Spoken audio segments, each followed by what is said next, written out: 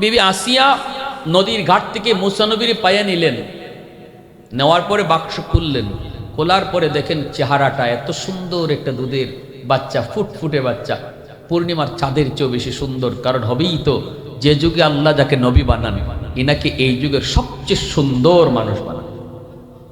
যে যুগে যিনি নবী হন, ভালো করে মনে রাখবেন, যে যুগে আল্লাহ যাকে নবী বানাইছেন তিনি এই যুগের সবচেয়ে শ্রেষ্ঠ সুন্দর মানুষ।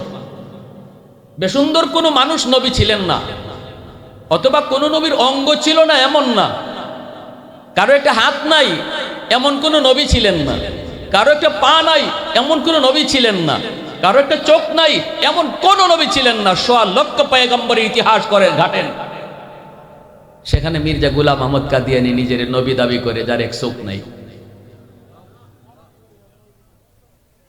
কাদিয়ানী কানা কি আছিল যেরকম দেখান, ১৬ লক্ষ নবীর ভিতরে একজন নবী কানা আসলাম, কোন একজন নবীর একটা আঙ্গুল ছিল না, এতটুকু খালি দেখান, কোন খোঁজ ছিল না কোন নবীর। তাহলে ওর একটু চোখই নেই, এতেই বোঝা গেল এ যে ভণ্ড নবী, ঠিক কিনা? কাদিয়ানীরা মুসলমান না অমুসলমান? মুসলমান না কাফির? ভালো করে মনে রাখবেন, কাদিয়ানী বিরোধী আন্দোলন, খতমে নবুয়তের আন্দোলন কোনো আলেমদের আন্দোলন নয়, এটা গোটা মুসলিম উম্মার নবীর উম্মতের আন্দোলন। উলামায়ে কেরাম যদি কাদিয়ানীদের বিরুদ্ধে কোনো মাহফিল, কোনো কোথাও ডাক দেয়, কোনো সমাবেশে ডাক দেয়, যদি কেউ বলে এটা মৌলবীদের আন্দোলন, নিশ্চিত তার ঈমান নাই। আপনি আমার নবীর খতম নবুয়তের সিংহাসন ডাকাত চুরি করে নিয়ে যাবে, আর আপনি চেয়ে চেয়ে দেখবেন আর বলবেন এটা হুজুরদের কাম, আর হাসরের মাঠে নবীর সামনে গিয়া কইবেন নবীকে একটু সুপারিশ করেন। রসুল বলবো আমার চেয়ার নিয়ে গেল তোর সামনে, টানাটানি করলো আমার চেয়ার নিয়ে, তুই কই ছিলে? তুই যখন ওটা চিনস নাই, আমিও আজকে তোরে চিনি না।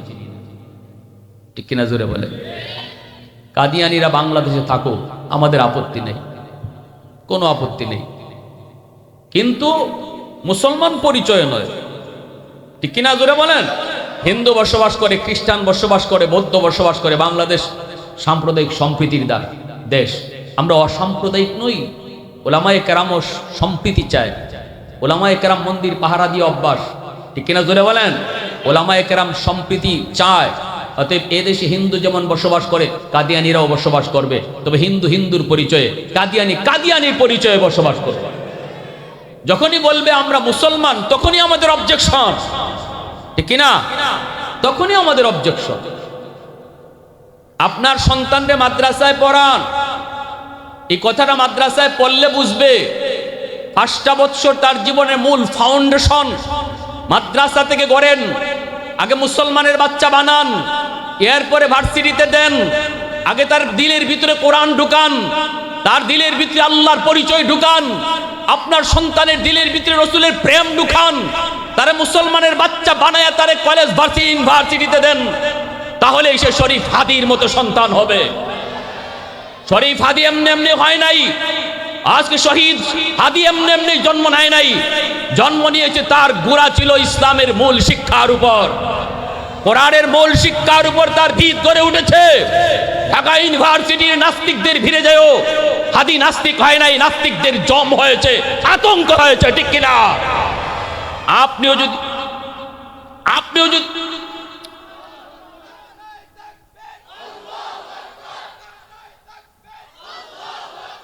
প্যার হাজিরিন, ভালো করে ইয়াদ রাখবেন, কষ্ট নিবেন না, দুঃখ নিবেন না।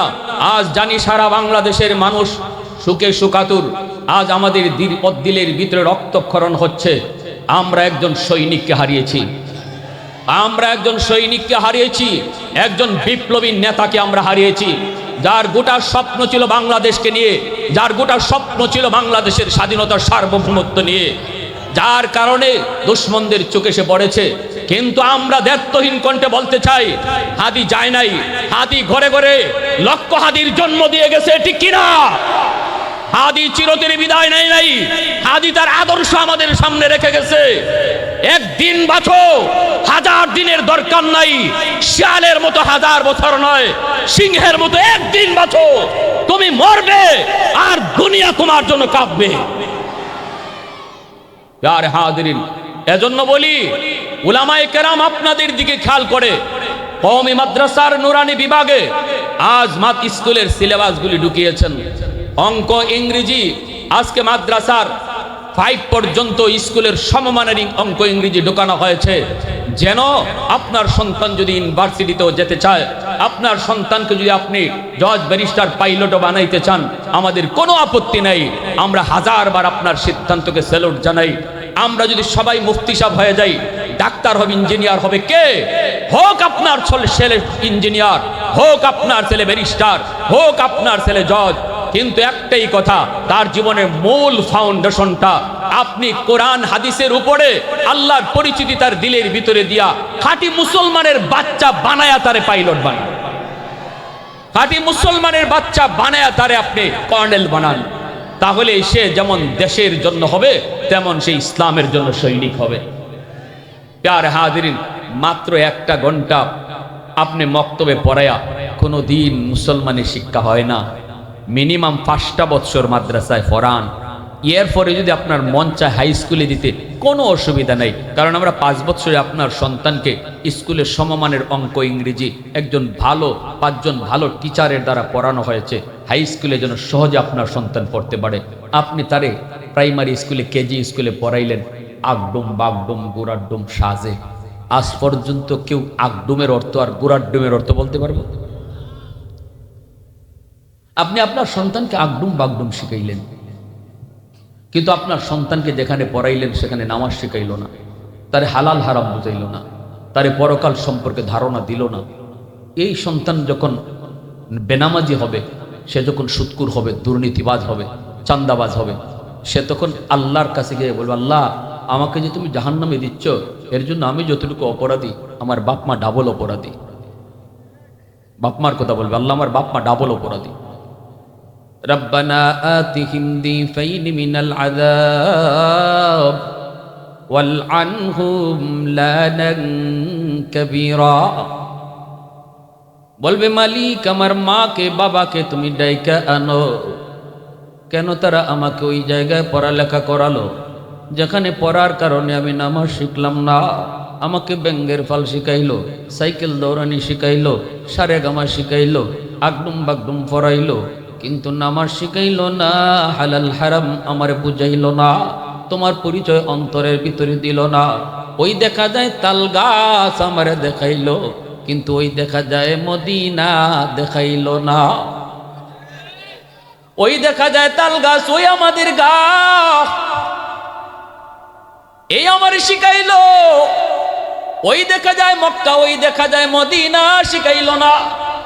আল্লাহ যদি এমনটা হইতো, তাহলে আজ আমি জাহান্নামী হইতাম না গো, আজ আমি বেনামাজি হইতাম না, সুদকুর গাঞ্জাকুরের কথায় নাম উঠতো না। আমি তো বেনামাজি হইয়া দুনিয়াতে আসি নাই গো মালিক, আমি তো সুদকুর গাঞ্জাকুর হয়ে দুনিয়াতে আসি নাই। কেমনে আইছে আপনার সন্তান?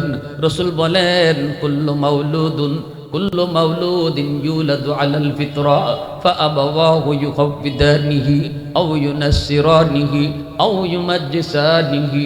রসুল বলেন, সমস্ত সন্তান দুনিয়াতে যখন আগমন করে, মার গর্ভ থেকে যখন দুনিয়াতে আসে, তখন সে আল্লাহর মারিফত অন্তরে নিয়ে আসে, আল্লাহর পরিচয় অন্তরে নিয়ে আগমন করে। কেমনভাবে? মঈনুদ্দিন চিশতি, আব্দুল কাদের জিলানী, যেমনভাবে আল্লাহর ওয়ালি আমার আপনার সন্তান ও দুনিয়াতে এসেছে আব্দুল কাদের জিলানীর মতো অলি হইয়া। এরপরে রসুল বলেন, ফাবাওয়াহু ইউহাব্বিদানিহি আও ইউনাসসিরানিহি আও ইউমাজ্জিসানিহি। রসুল বলেন, তার মা বাবার ভুল সিদ্ধান্তের কারণে সন্তান ইহুদি হয়, সন্তান নাসারা হয়, সন্তান মুশরিক হয়, সন্তান বেনামাজি বেফতে বেলাইনে যায়। মা বাবার ভুল সিদ্ধান্তের কারণে ঘরের পরিবেশ তারে প্রথম বাধাগ্রস্ত করেছি। ঘরের ভিতরে তার দেখার কথা ছিল মায়ের নামাজ পড়ে, মায়ে পর্দা করে, কিন্তু ঘরের ভিতরে সে দেখলো মায় বেপর্দা চলে, মায় টেলিভিশন দেখে, সন্তানকে নিয়ে মায় সিনেমা দেখে। এই সন্তান কিন্তু সিনেমা দেখে অভ্যস্ত ছিল না, দুনিয়াতে এসেছে মঈনুদ্দিন চিশতির মতো অলি হয়ে। এই বুজুর্গি নষ্ট করলাম আমি মা, বুজুর্গি নষ্ট করেছি আমি বাবা।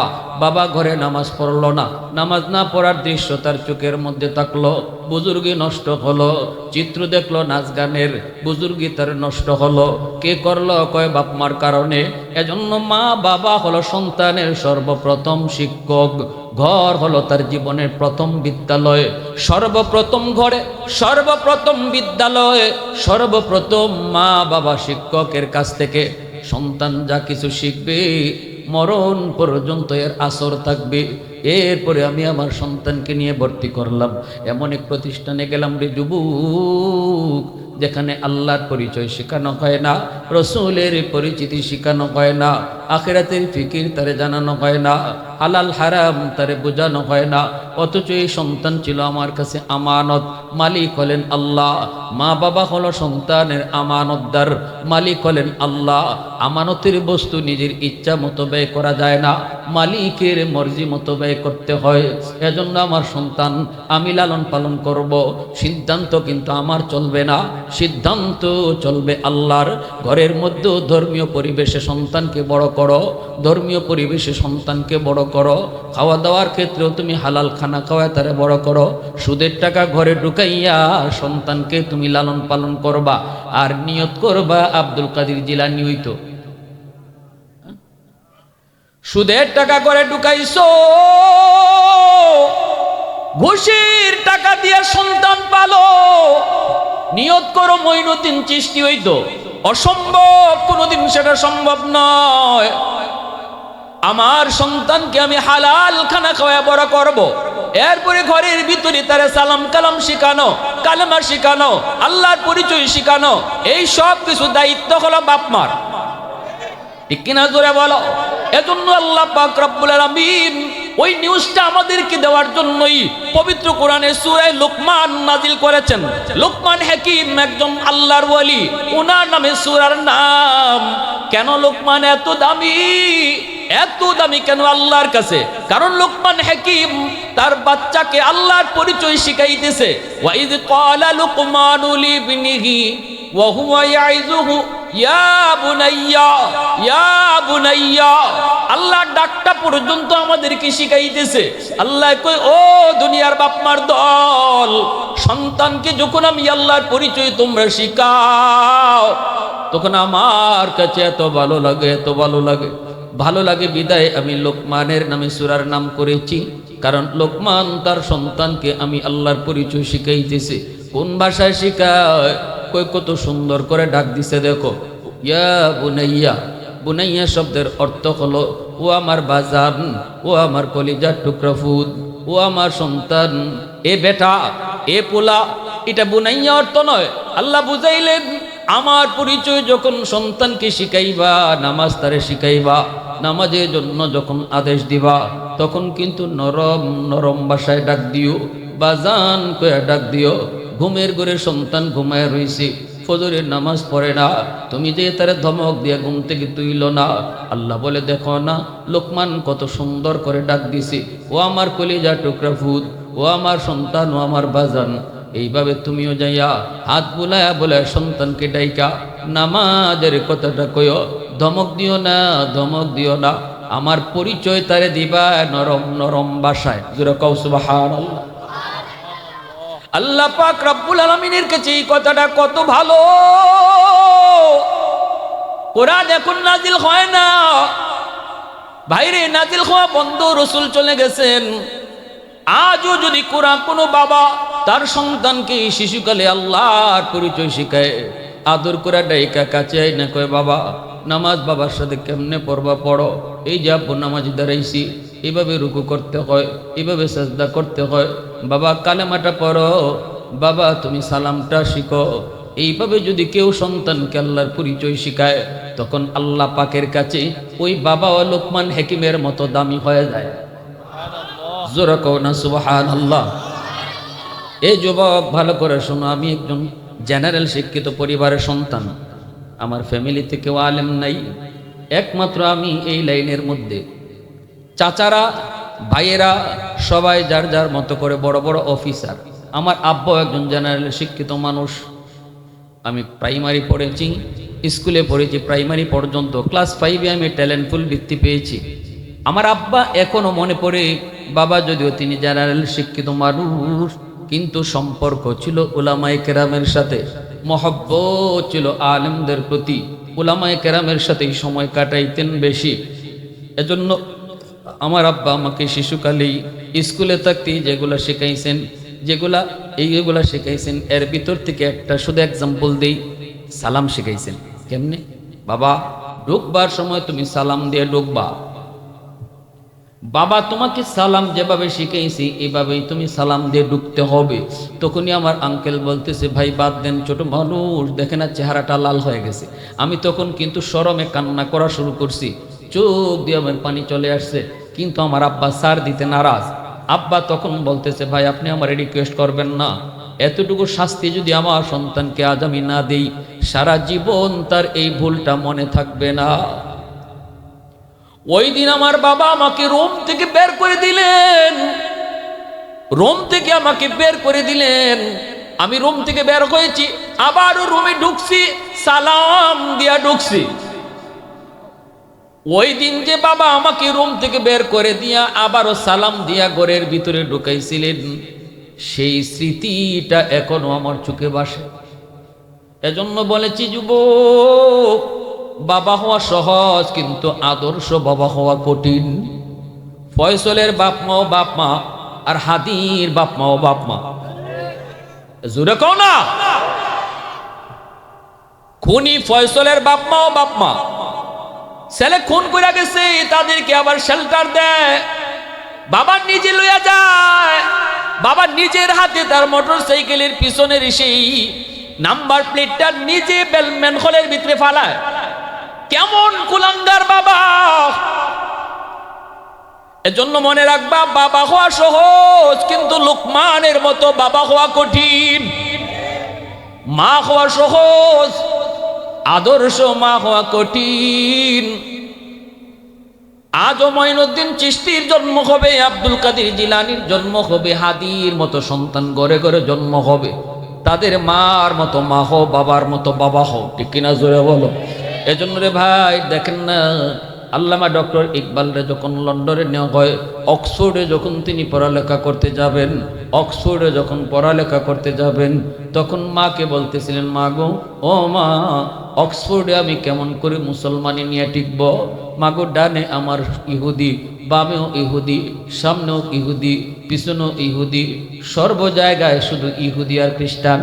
এই পরিবেশে আমি কেমন করে মুসলমানি নিয়ে টিকব? তখনই মা কইছিল, বাজান, খোদার কসম করে মায় বলতে পারি, বিন্দু পরিমাণও তোমার মুসলমানি ক্ষতি হবে না। কারণ হলো, শিশুকালে আমি মা তোমার চোখে মদিনার সুরমা লাগায় দিছি। ডানে তোমার খ্রিস্টান, দেখবা তুমি মদিনা। বামে তোমার ইহুদি, তাকাইলে দেখবা তুমি মদিনা। ক্লাস নিতেছে যে শিক্ষক ইহুদি, কিন্তু তাকাইলে তুমি দেখবা মদিনা। আল্লাহু আকবার জোরে বলো। এজন্য শিশুকালটা হলো আমার সন্তানের জীবনের ফাউন্ডেশন। এই ফাউন্ডেশনটা যত মজবুত হবে, আমার সন্তানের জীবনটা তত মজবুত হবে। ঘরের ফাউন্ডেশন যত মজবুত হয়, ঘর তত মজবুত হয়। এজন্য অবহেলায় সন্তানের শিশুকালটা নষ্ট করবেন না। আপনার হাত জোর করে আপনাদেরকে বলি, মুসলমানের সন্তান খালিদ বিন ওয়ালিদ হবে, মোহাম্মদ বিন কাসিম হবে, ঠিক কিনা জোরে বলো।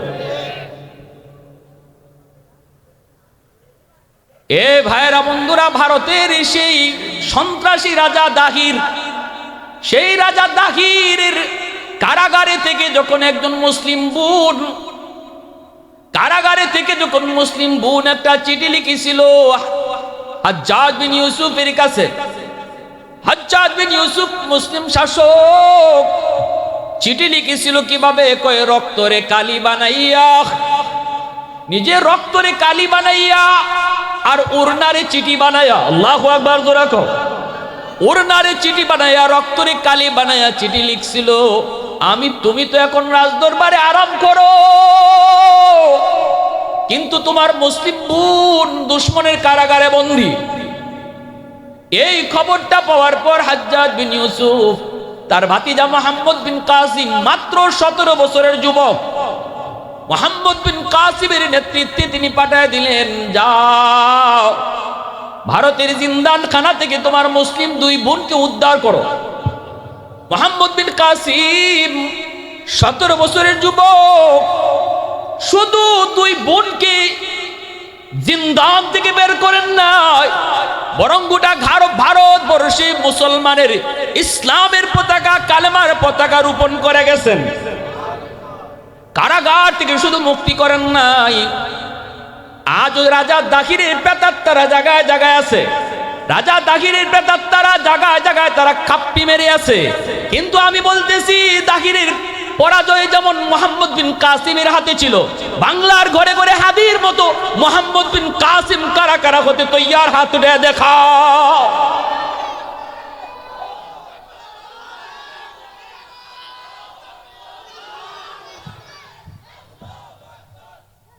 মাইক হাতে নেন, স্লোগান দেওয়া মুসলমানের একটা শৃঙ্খলা আছে। একজন মাইক হাতে লন, স্লোগান দেন, নারায়ে তাকবীর, মুসলমানদের পাওয়ার, এটা মুসলমানদের ইমানের পাওয়ার, ঠিক কিনা? মাইক হাতে নিয়ে একজন একটা স্লোগান দেন।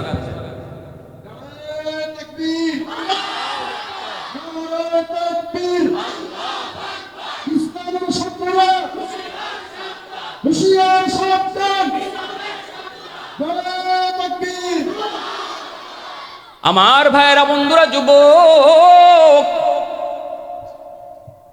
গৌর গোবিন্দ আমার বাড়ি সিলেট। গৌর গোবিন্দ আমাদের ভাই বুরহানুদ্দিন আকিকা করার অপরাধে তার সন্তানটারে হত্যা করলো। বুরহানুদ্দিনের হাতটা কেটে ফেললো গৌর গোবিন্দ।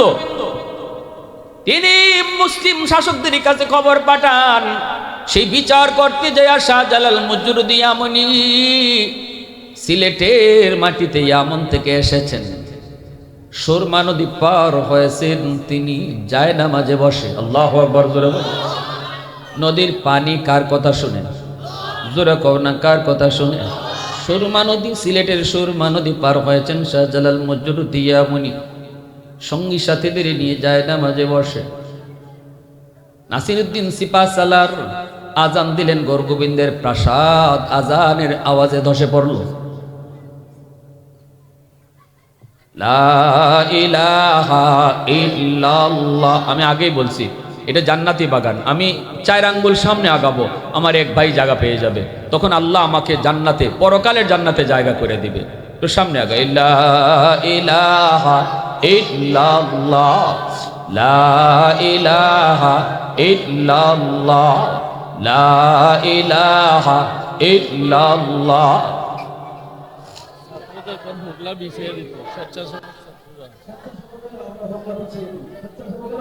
লা ইলাহা ইল্লাল্লাহ।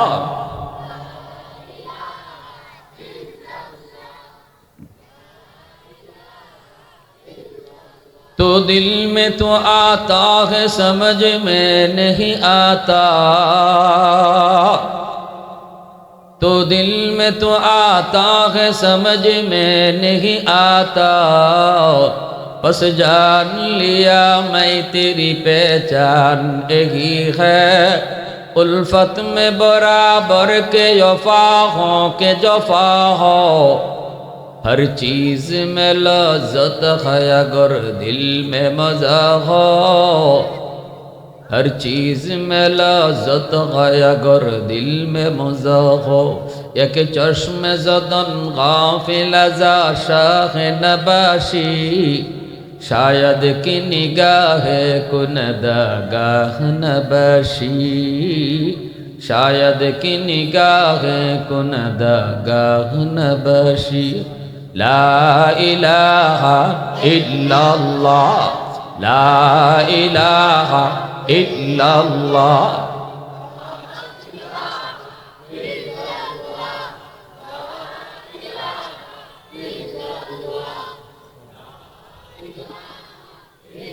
ला इलाहा इल्लल्लाह मुहम्मदुर रसूलुल्लाह।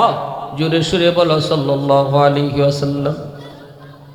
আমি বলতেছিলাম গৌর গোবিন্দের মোকাবেলা করছেন শাহজালাল মুজরুদিয়ামণি, গৌর গোবিন্দ পলায়ন করলো, খতম হলো, কিন্তু তার প্রেতাত্মারা রয়ে গেল, ঠিক কিনা?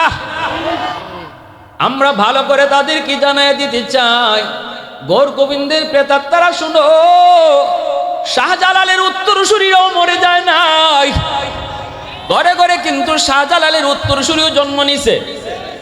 অতএব মনে রাখো, এক হাদি চলে গেছে, হাজারো হাদি লক্ষ হাদির জন্ম দিয়ে গেছে।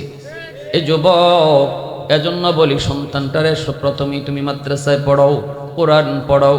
হাদি কিন্তু প্রথমেই মাদ্রাসায় পড়ালেখা করেছে, আল্লাহর কালাম দিলের ভিতরে নিয়ে ঢুকছে, রসুলের মহব্বত কলিজার ভিতরে নিয়ে এসে ঢাকা ইউনিভার্সিটিতে ঢুকছে। এজন্যই ইমানের ভিতরে এত মজবুত। তাওয়াক্কুল সবসময় কার উপরে করছে? কথাগুলা দেখছেন নি? কিন্তু সোশ্যাল মিডিয়া আসতেছে, কথাগুলা কি, কথাগুলা শুনলে আমাদেরই পশম দাঁড়ায় যায়, পশম দাঁড়ায় যায় যে তার কি পরিমাণ তাওয়াক্কুল ছিল আল্লাহ। কিন্তু একটা কথা যখন শুনি গো, তখন আর চোখে পানি রাখতে পারি। যখনই কয় আমার মাথায় গুলি লাগলে আমি হাসি মুখে বরণ করে নিব, আমি শহীদ হব, কিন্তু আমার একটা দুধের বাচ্চা আছে, আমার বাচ্চাটারে তোমরা দেখা রাখো। যখনই কয় আমার বাচ্চাটারে তোমরা দেখা রাখো, তখনই কলিজা ছিঁড়ে যায়। অবুঝ বাচ্চাটারে আমরা কেমনে বুঝ দিব মালিক? সে যে এতিম হয়ে গেল, তার বাবা দুনিয়ায় নাই, এই কথাটা আমরা অবুঝ বাচ্চারে কেমনে বুঝাবো? এজন্য বলি শুনো, নিজের সংকল্পবদ্ধ করো। শিয়ালের মতো 1000 বছর বাঁচার প্রয়োজন নাই, সিংহের মতো একদিন বাঁচো, ঠিক কিনা জোরে কও? এজন্য বলি যুবক, খাজা কুতুবউদ্দিন বখতিয়ার কাকি রহমতুল্লাহ গেলেন মা সন্তানকে নিয়ে উস্তাদের কাছে হাজির হলেন। উস্তাদজি, আমার সন্তানকে আপনি আলিফ বা শিখায়া দেন। উস্তাদে বলতেছে, বাবা কুতুবউদ্দিন পড়ো আলিফ বা তা সা। কিন্তু খাজা কুতুবউদ্দিন ছোট্ট বাবু, তিনি কান্দেন আর বলতেছেন, উস্তাদজি আলিফ বা নয়, আলিফ লাম মিম যালিকাল কিতাবু লা রাইবা ফীহ। উস্তাদ কয় পড়ো আলিফ বা, কিন্তু ছোট্ট বাবু কুতুবউদ্দিন কয় আলিফ লাম মিম। পবিত্র কোরআনের 15 পারা হিফজ শোনায় দিছে। উস্তাদ অবাক হয়ে চোখের পানি ধরে কান্দার কয়, বাবা কুতুবউদ্দিন, কেমন করে তুই 15 পারা হাফিজ হলি? তোমার মা কেন এমন মজা করলো, ঠাট্টা করলো? মার কাছে এসে যখন জানতে চাইলেন, মায় কান্দে। সেজদায় পরে মায় কয়, উস্তাদজি খোদার কসম, আমি মা নিজেও জানি না আমার কুতুবউদ্দিন কেমনে 15 পারা হাফিজ হয়েছে। তবে যদ্দূর মনে পড়ে, আমার কুতুবউদ্দিন যখনই পেটে আসছে, তখন থেকে আমি বেশি বেশি কোরআন তেলাওয়াত করতাম। যখনই আমার কুতুবউদ্দিনকে আমি দুধ পান করাইতাম, তখনই আমি কোরআন তেলাওয়াত করতাম। আমি মা ছিলাম 15 পারার হাফেজা। কতবার যে আমি 15 পারা পড়ছি আমার সন্তানদের দুধ খাওয়ানো অবস্থায়, মনে হয় দুধের সাথে কোরআন তেলাওয়াত যায় ঢুকছে। সুবহানাল্লাহ, মনে হয় দুধের সাথে কোরআন তেলাওয়াত যায় ঢুকছে। এজন্য বলি যুবক, যুবক মনে রাখো, আদর্শ বাবা হও, দুনিয়া জুড়ে নাম ছড়ায় যাবে। অমুকের বাবা, অমুকের মা, কেমনে হবা? মা গো, তোমাকে বলতেছি গো মা, পেটে সন্তান লইয়া তুমি অহেতুক বেপরদায় চইল না। পেটে সন্তান থাকলে পরে তোমার সবগুলি কামের আসর সন্তানের উপরে যায় পড়ব, কারণ তুমি হলে পাত্র, পাত্রের আসর জিনিসের উপরে যায় পড়ে। দুধের মনে রাখবা, মনে রাখবা, চা যদি তরকারির পাতিলে জাল দেওয়া হয়, তাহলে কিন্তু চা জাল হয়ে যায়, ঠিক না? তাহলে বোঝা গেল পাতিলের আসর চার উপরে যায় পড়ছে। মা পেটে সন্তান নিয়ে যদি বেশি বেশি করে মিষ্টি খায়, সন্তান বড় হওয়ার পরে মিষ্টি প্রিয় হয়। পেটে সন্তান নিয়ে যদি মা বেশি বেশি টক খায়, সন্তান বড় হওয়ার পরে টক প্রিয় হয়। পেটে সন্তান নিয়ে যদি মা বেশি বেশি ঘুমায়, সন্তান বড় হওয়ার পরে অলস হয়।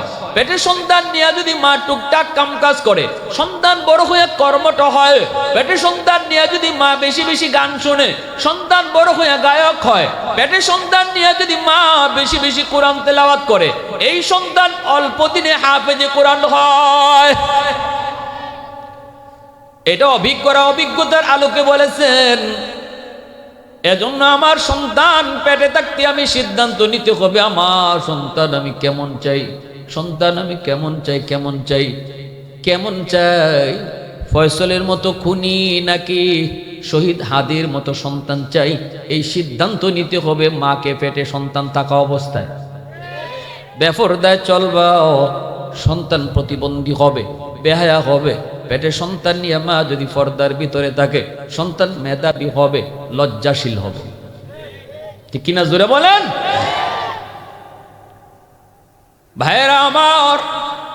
এজন্য বলতেছি, আপনার সন্তানকে আপনি পড়ালেখা করাবেন, মিনিমাম 5টা বছর মাদ্রাসায় পড়াইবেন, নুরানি ক্লাসটা মাদ্রাসায় পড়ান, এরপরে আপনি মন চাইলে তার স্কুলে দেন। আর যদি আপনি মাদ্রাসায় পড়াইতে চান, নিয়ত করেন সন্তানকে হাফেজ বানাবেন, আলেম বানাবেন, তাহলে তো নূরুন আলা নূর, নূরুন আলা নূর, এর উপরে কোনো সিদ্ধান্তই হয় না। বাপ মা যখন সিদ্ধান্ত নেয় আমার সন্তানকে হাফেজ বানাবো, আলেম বানাবো, তখনই আল্লাহ পাক রব্বুল আলামিন বাপ মার উপর খুশি হয়ে যায়। দুনিয়াতে আজকে যেই সন্তানগুলোকে আমরা পাগড়ি পরাইলাম, মাথায় পাগড়ি দিলাম, আমরা আপনারা সবাই মিলে তাদের মাথায় পাগড়ি পরালাম, কিন্তু যুবক ভালো করে মনে রাখো, আমার রসুল কি কয়, ওই মা ওই বাবা হাফেজ সাহেবের বাপ মাদেরকে আল্লাহ পাক হাসরের ময়দানে আল্লাহ নিজের হাতে বাপ মার মাথায় পাগড়ি পরাইব। কে পরাইব? মান করা আল কুরআন ওয়া আমিলা বিমা ফিহি উলবিসা ওয়ালিদাহু তাজান ইয়াউমাল কিয়ামা। আল্লাহ রাসূল বলেন, হাসরের ময়দানে আলেমের হাফেজের বাপ মার মাথায় আল্লাহ পাক নিজের হাতে পাগড়ি পরাবে, নিজের হাতে আল্লাহ পাগড়ি পরাবে। মা বাবারে আল্লাহ এতটা সম্মান কেন দিবে? নবীর বাপ মার মাথায় আল্লাহ পাগড়ি পরাবে, এমন তো কোনো হাদিস নবীর কাছ থেকে পাই নেই। না না, হাদিস আমরা পেয়েছি, আলেম আর হাফেজ কোরআনের বাপ মার মাথায় পাগড়ি পরাইবেন আল্লাহ নিজে। সুবহানাল্লাহ, জোরে বলেন। সুম্মা আওরাসনাল কিতাব আল্লাযীনা ইসতাফাইনা মিন ইবাদিনা। এ যুবক, হাসরের ময়দানে একজন আলেম যদি ভুলও করে, আল্লাহ পাক হাসরবাসীর সামনে তার ভুলটাকে ধরবেন না। আল্লাহ ঘোষণা দিবেন, ইয়া মাশারাল উলামা তামাইয়াজু বাইনাহুম। ও উলামায়ে কেরাম, কোরআনের পাখি, সাধারণ মানুষ থেকে তোমরা আলাদা হও। আল্লাহর ঘোষণা আসা মাত্রই আলেমরা সাধারণ মানুষ থেকে আলাদা হয়ে যাবে। এরপরে আল্লাহ পর্দার ভিতরে নিয়ে জিজ্ঞেস করবেন, কেন তুমি এই ভুল করেছ? আলেমরাও ভুল করতেই পারে, মাদ্রাসার ছাত্র ভুল করবেই। কেন করবে না? মাদ্রাসার ছাত্র দুষ্টামি করবেই। কেন বলছি জানেন? কারণ শয়তান স্কুলের ছাত্রের সাথে অত সময় দেয় না, মাদ্রাসার ছাত্রের পিছনে যত সময় দেয়। এই বাবা বোনা, ইবলিসে প্রতিদিনই একটা আসর বসায়, সারাদিনে কে কি পরিমাণ শয়তানি করছো আমারে শোনাও। ইবলিসের সর্দারে একজনে একটা শোনায়, সর্দারে খালি শুনে। ওই একজনে কয়, উস্তাদ আমি একটা কাম করছি। কি কাম করছো? কয়, এক মাদ্রাসার ছাত্র হেরে মাদ্রাসার ফরানি বন্ধ করে দিছি। ইবলিসে কয়, তাড়াতাড়ি আমার দাঁড়ায়। ইবলিসের হাতে যে মুকুটা ছিল, মালা ছিল, এই মালাটা হের গলাত পরায়। কয়, আমার পরবর্তী জায়গা তুই দখল করবি। ওইটাই হলো বড় কাম। এই জন্য স্কুলের ছাত্ররা হ্যাঁ সময় এত কেন দিত? সময় দেবো এটারে, আরে এই তো হাফিজ হয়ে যেতেছে, আরে 15 পারা তো হিপস করে ফেলাইছে, 7 পারা তো করে ফেলাইছে, হায় রে আরো 10-20 পারা তো হয়ে গেছে। শয়তানের শরীরে খালি আগুন জ্বলে, খালি আগুন জ্বলে, আগুন জ্বলে। এজন্য তার পিছনে বেশি সময় দেয়, বেশি সময় দেয়। কেমনে নি তারে খালি এই লাইন থেকে হরানি যায়। এই জন্য মাদ্রাসার ছাত্র দেখবেন আইটে যাইতেছে, খামকই একটা লাত্তি মারছে, যাইতেছে যাইতেছে গাছের পাতা সিরিলিছে। আমরা তো পড়ছি জামাতের লাইনে, আর হিফজে যারা পড়ছে, দুইটা ক্যাটাগরি আছে মাদ্রাসাতে, একটা জামাত আর একটা হিফজ। হিফজের ছাত্ররা জামাতের ছাত্র থেকে আরো 10 গুণ বাইরে থাকা শয়তানি। কারণ এরা 24 ঘন্টা কোরআন তেলাওয়াত করতেছে, এর সুযোগই নেই, শয়তানে সুযোগই পায় না। হুজুরে বেত লই এমন ভাবে খারাপ, শয়তান হুজুরেও ডরায়, বেতরেও ডরায়। শয়তান আমি তো সুযোগ পাই না, যে ভাই হুজুরে বেত নিয়ে খারা। যখনই খালি একটু সুযোগ পায়, নামাজের টাইম হয়ে গেছি গা, ঘন্টা পড়ছে, এখন নামাজে যাইব, মনে রাখি এখান থেকে ওইখান পর্যন্ত মসজিদ, এইটুকু জায়গা যাইব, 10 জায়গা, এইটুকু জায়গার ভিতরে শয়তানে 2 ঘন্টা যাবত যে শয়তানি করতে পারছে না, এই জায়গার ভিতরে এটা উসল করে, সুদে আসলে উসল করে, বুঝছেন? এই জন্য আমরা যখনই মাদ্রাসায় ঘন্টা দিত, ক্লাস শেষ, এখন আজান হয়ে যাব, আজান হইছে, আর যখন হিফজের ছাত্ররা যখন হিফজখানা থেকে বেরোয় মসজিদ আইব, তখন আমরা জামাতের ছাত্র যারা থাকতাম, আমরা কইতাম তাড়াতাড়ি সাইড দেও, সবাই দূরে থাকো, এরার সুযোগ দিও, কারণ এরা যে যাইতে কে কি করব ঠিক নেই। আবার মসজিদের ভিতরে গেলেও নামাজ শুরু হইছে, পিসিতে খিলাখিলিও চলছে। আমার মাদ্রাসা একজন, আমি যখন সিলেট পড়ি, কুতবুল আলম শাইখুল ইসলাম হুসাইন আহমদ মাদানী রহমতুল্লাহ আলাইহি, বহুত বড় খলিফা আমাদের মাদ্রাসা মোহতামিম সব ছিলেন। শাইখ আমিনুদ্দিন রাহিমাহুল্লাহ শাইখে কাতিয়া বলতো, হুজুরের মাদ্রাসার একজন হাজি সাহেব আসলা, এই হাজি সাহেব খুব মাদ্রাসারে মায়া করতেন। মাদ্রাসার যখন যা লাগতো তা দিতেন, তেল লাগলে তেল, ডাউল লাগলে ডাউল, চাউল লাগলে চাউল, সব ইত্যাদি দিয়া যেতা। কিন্তু উনারে আমরা খুব ডরাইতাম হাজি সাহেবরে, কেন?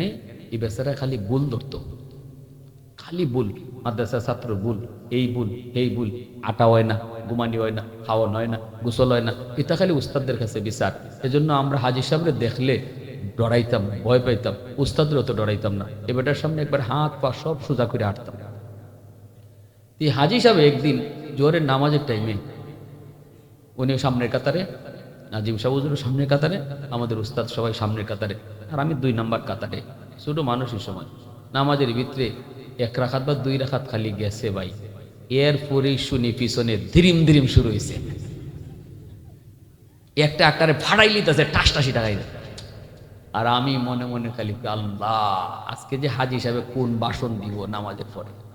এমনি তো বেটা খালি দূরে দূরে যেমন চিন্তা এমন, খালি নামাজটা শেষ হয়েছে, হাজি সাহেব সাথে সাথে নাম মসজিদের সামনে গিয়ে দাঁড়াইয়া মুখ দেখ, হুজুর, হুন্নেন সিলোটি ভাষা, হুজুর অতানি তেল দেই, ডাউল দেই, তেল লাগলে তেল দেই, ডাউল লাগলে ডাউল দেই, আর ফুয়ান্ডে তেল খাওয়াইয়া তেল বানাইতেছে। কথাটা বুঝছেন না? আমার যারা সিলেটি ভাষা কিছু বুঝলেন এরা বুঝবা, যে আপনারা তেলের সময় তেল চান, তেল দিই, ডাউলের সময় ডাউল দিই, চাউলের সময় চাউল দিই। এখন তো যা দেখতেছি তেল ডাউল খাওয়াইয়া ফুলান্ডে তেল বানাইছেন আর কিলাকিলি করে। এখন এই কথাটা শোনা মাত্রই সব তো মসজিদ তো নীরব, উস্তাদ হল নীরব, সব ছাত্ররাও নীরব, হাজি সাহেব একসুপ কোক, বুদ্ধিমান একজন মানুষ আসলা, ছাত্র গড়ার কারিগর।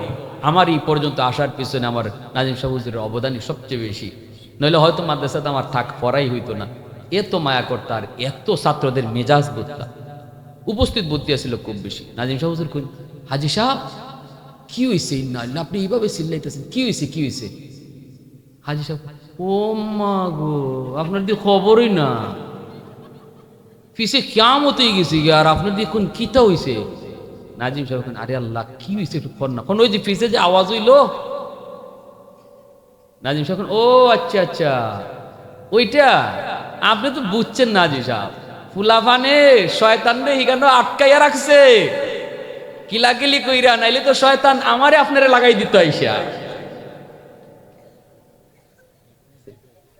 বুদ্ধি কারকে দেখছে। আরে হাজি সাহেব আপনি এটা জানেন না, শয়তান তো মূলত আইবার লইছিল আমার আপনার দ্বারো, আমরা বুড়া বয়সে নামাজ লাগাই দিত, ফুলাফানে শয়তানটা এখানে আটকাই রাখছে। হাজি সাহেব ই হাদিস তো আগে জানি না, তে তো বনতে বালা করছো ঠান্ডা। এজন্য আমি বলি মাদ্রাসার ছাত্র এরা মানুষের বাচ্চা, জিন না।